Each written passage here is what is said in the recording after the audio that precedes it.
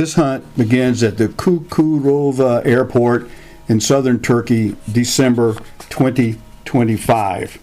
I got there, had to pick up my bag, tried to use this cart retriever, no English, but fortunately gave a little pictograph and I was able to figure it out. I was joined on this hunt with Chris, who is a Marine friend of mine. We served together in the 1980s. We checked into this hotel in the town of Tasuku, which is about a 40-minute drive from the airport.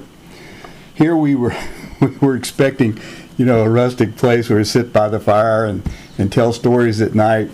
But not so. We were very comfortable here with the view of the Mediterranean. There's an overview of the town here of Tasuku. The large dock that you see there is a ferry port. The ferry goes back and forth to Cyprus.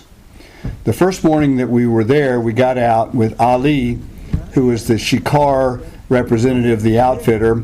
We went out to zero in the rifle, and we met Ferhat and Ahmed, who were game wardens and responsible for this area of land to manage it and keep an eye on where the animals were and to keep poachers out.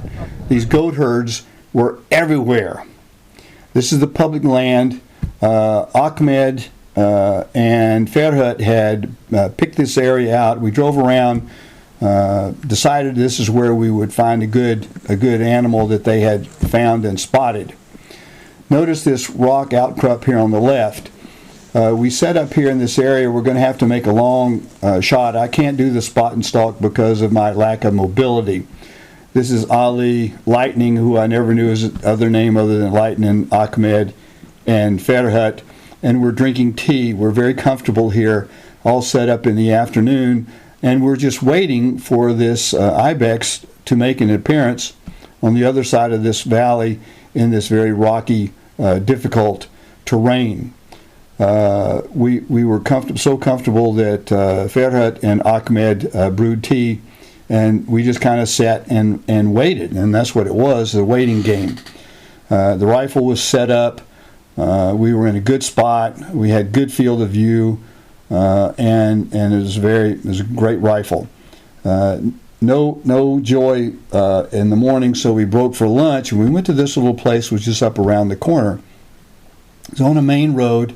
There was a marble quarry across the road from it, actively mining marble to be used for whatever uses. We set up here in this little restaurant area. There was 4 or 5 different places where you could eat. Wide open spaces, very comfortable. You can see the weather was really nice for us. And again, an overview of the land that was around us. We sat down, we had lamb, we had broiled vegetables. The one thing about Turkey is there was always plenty of lamb to eat. But the food was good, the lunch was great, good bread, good food. Once we finished eating, we were all full and ready to go back and go hunting. So we went back to our little hidey hole and we set up and waited for the Ibex to make an appearance. Again, a lot of looking, a lot of waiting. Finally, the Ibex moved up into a position where I was going to be able to get a good shot. I'll be honest with you, my shot was a little off. I was about 6 inches low and left, and I took out his front leg. We had agreed that if I did not kill him on the first shot, that Lightning would take the rifle and finish off, and that is exactly what happened. The animal went down after dark. They pulled him out of the woods there, and we threw him in the back of the pickup truck, and we went back into Tasuka to enjoy a celebratory dinner. Food was great. Everything was good. Lots of food. A little bit chicken and some other things. No beef, no ham, but other things to eat, and more broiled vegetables. So we had a good time. Here's Chris, me, Ali, Lightning. This other gentleman was another local guide who joined us after we sat down for dinner. We had a successful hunt. He did not. The next morning, here's Ali and I with my Ibex. I'm very proud of him. Great example. Good Bizor Ibex. something to be very proud of. After we had all the pictures and we were all squared away, then I had to do a bunch of paperwork to justify who I was and what my hunting license was and permission to hunt, and to get the animal prepped to go to the taxidermist. After that, we flew back to Istanbul. Chris and I met up with a gentleman named Hassan, who was our guide for the next 2 days. Here we are in front of the Hagia Sophia Mosque. These tarps cover religious Christian icons.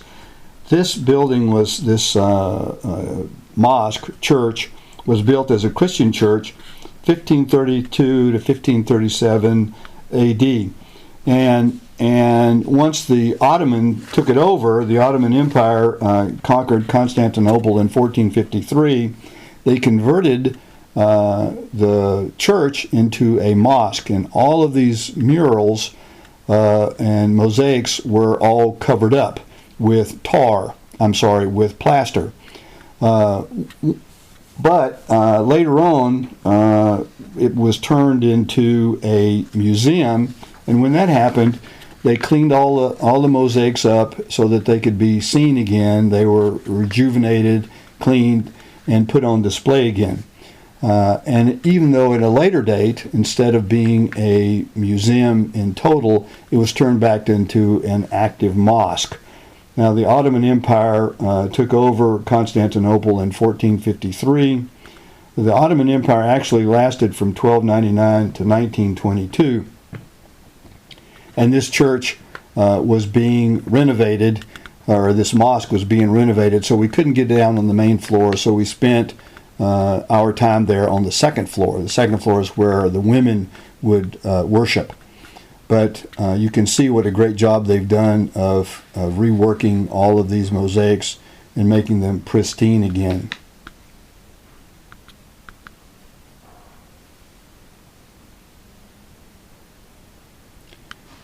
After we finished, we went to the Ottoman palace. Here is the Hagia Irene, which was an old Christian church when this was the palace of the Constantine or the Byzantine Empire, and it was never used as a mosque.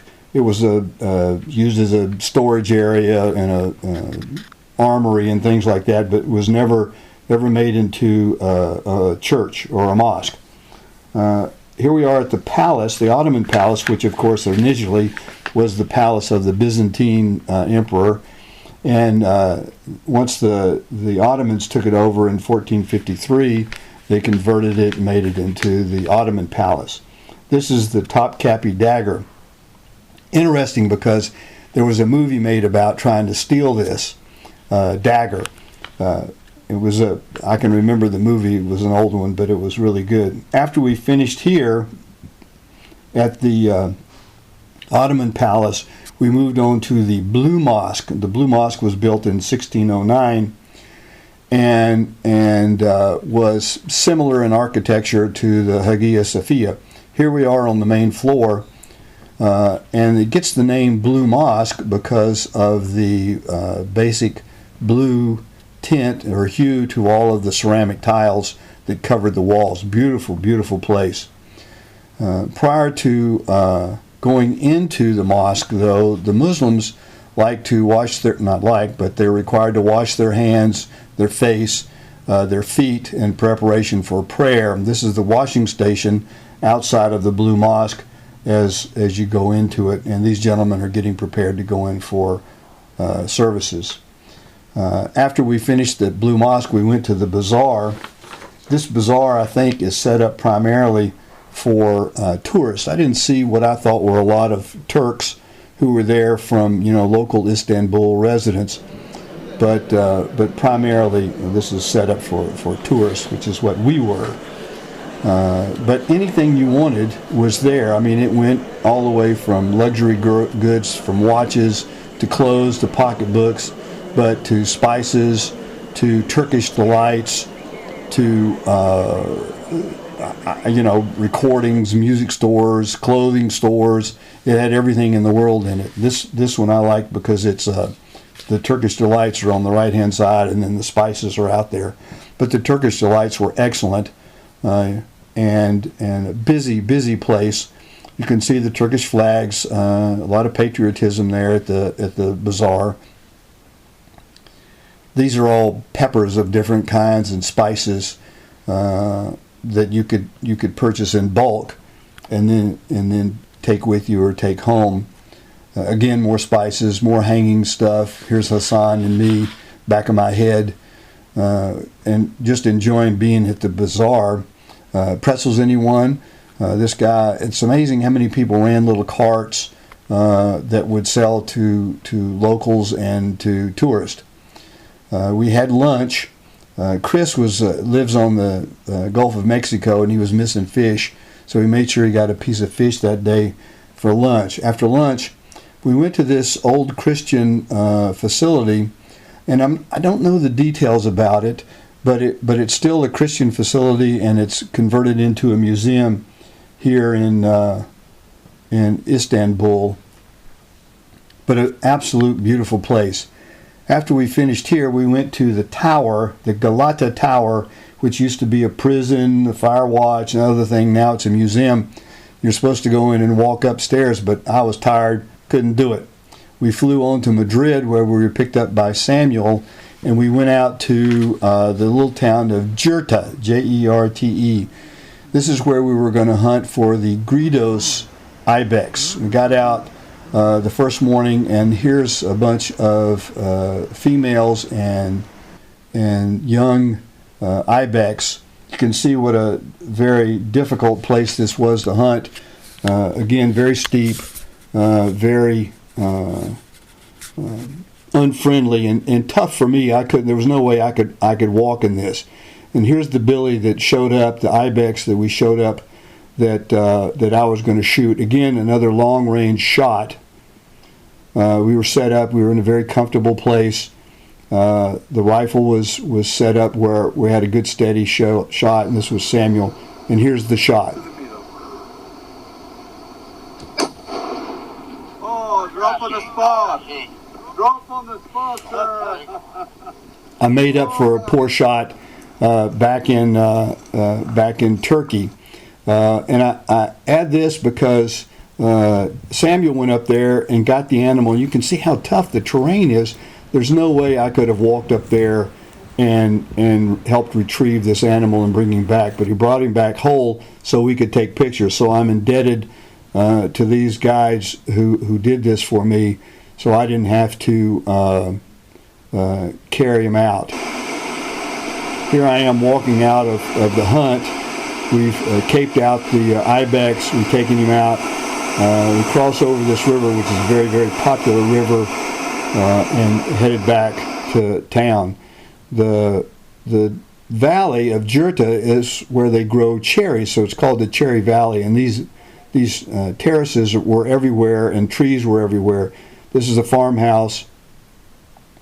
Rocks were used, or stone, to make everything. We went back. We drank copious amounts of beer before we settled down for dinner.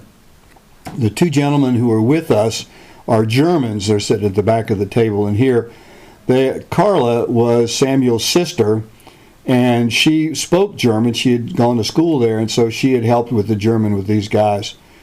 We left Jerta, and we went back to Madrid, and we checked into this hotel where we settled in for a couple more days of being tourists. Of course, tapas was on the menu every night. We went out and had some interesting things to eat. There was a large variety of different things.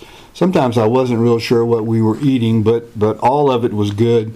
It was all well prepared, and places to eat were everywhere, which kind of amazed me. I don't know much about big cities, but I know the European cities, they have all these small places to eat and little plazas where you can drink and carry on.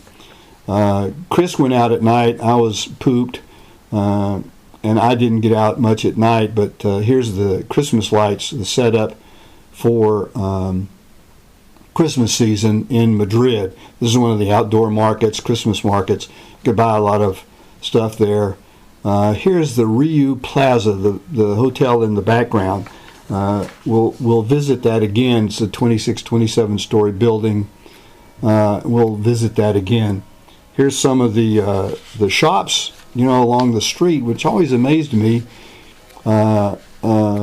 about their abundance and where they were and the food that they offered. A lot of ham, a lot of sausage, a lot of cheese, a lot of olives. This is a little merry-go-round there in one of the squares.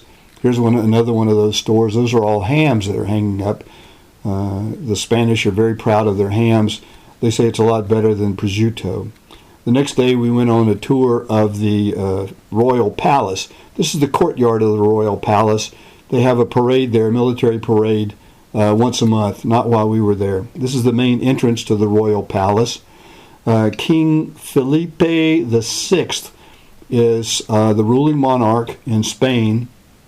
The castle was built in 1738 to 1755.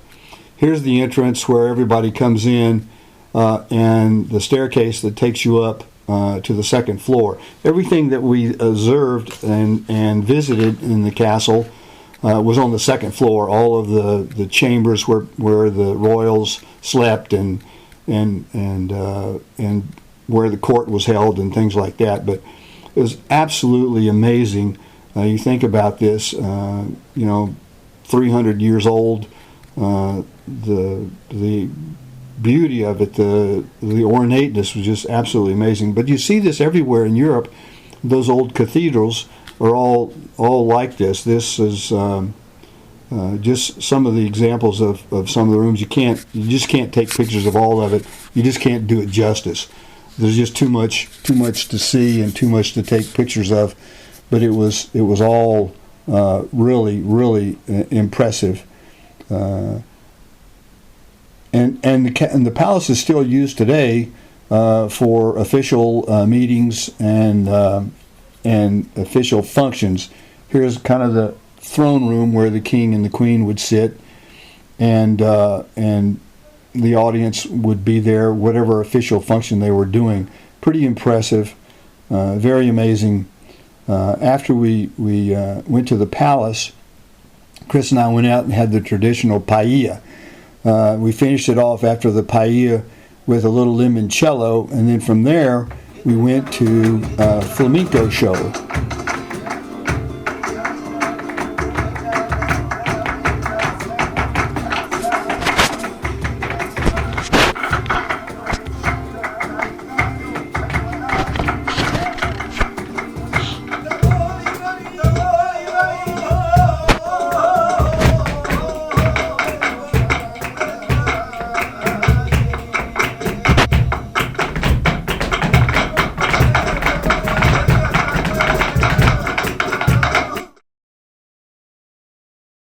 And then after that, more lights, Christmas lights in the city of Madrid. They were all decked out for Christmas, and it was really nice. I let Chris do most of this. I was pooped. I went back to take it easy. He went out and explored the city at night to enjoy all of this revelry and all of the things that was going on at night. He went to... the next day we got up, we went to the Rio Plaza Hotel, the 26th floor, where they had a glass portion that you could walk over and look down 26 floors. Of course, it took a drink for me to do this. I was a little wary of it. So if it looks like I have a little fear in my face, I did. But most interesting and enjoyable. We got to watch the sunset that evening off of the Rio Plaza Hotel, and overlooked the city of Madrid. Beautiful city, big city, a lot going on. We were there like 3 days, 2 or 3 days. You just can't do everything. You just do the best that you can. But a beautiful city, lots going on.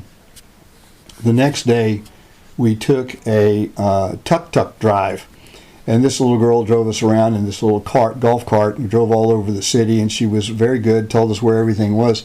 The problem is you're moving, and there was no place to take pictures that worked out. Now, Chris went out that night and he went into this public park to enjoy all of the decorations that they had put up. But he didn't realize that they had a closing and they shut down all of the exits. And he was trying to get out after he finished looking at the Christmas decorations, couldn't find a way out. He was afraid he was going to have to climb over the fence, but he finally found the last exit that was open, and somebody ushered him out.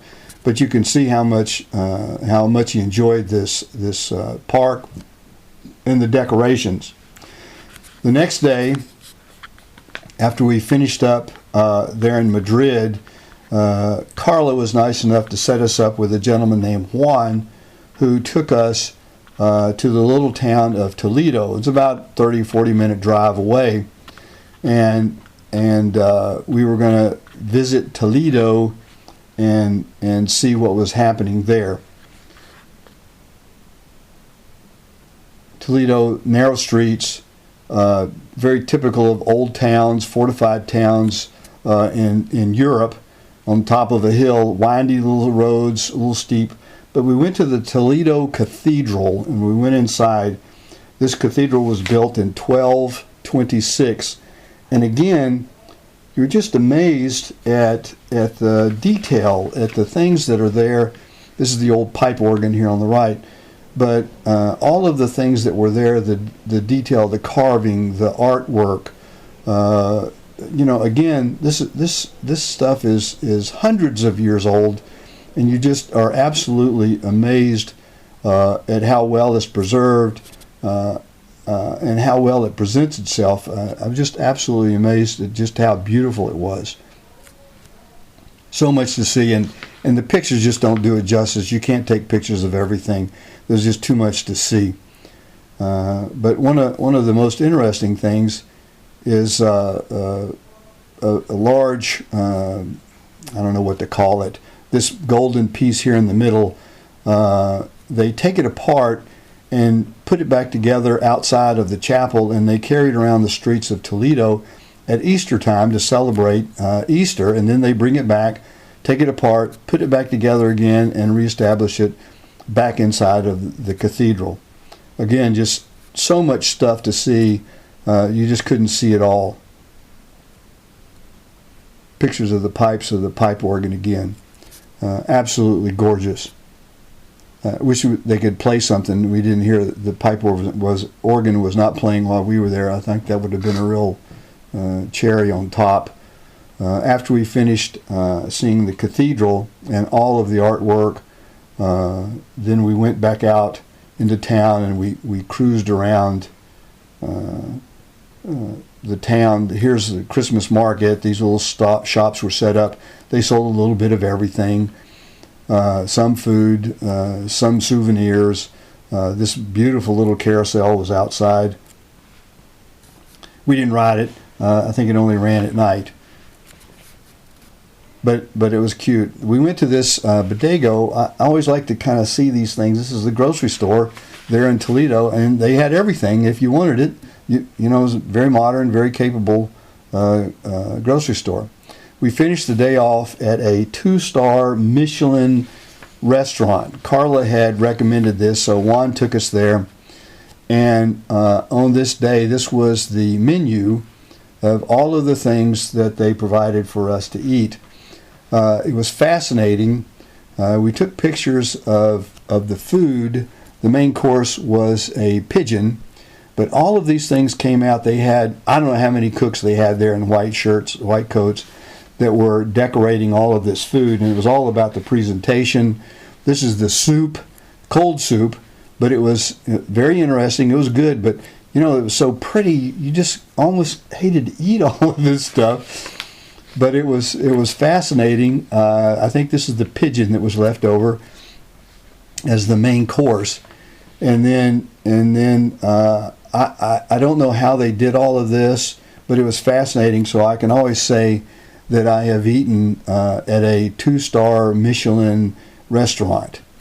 We had dessert, and after dessert, we finished up. Chris and I went back to Madrid. Juan dropped us off, and we headed home back to the United States. So it was a great trip, a lot of fun, very successful hunt, very successful tour.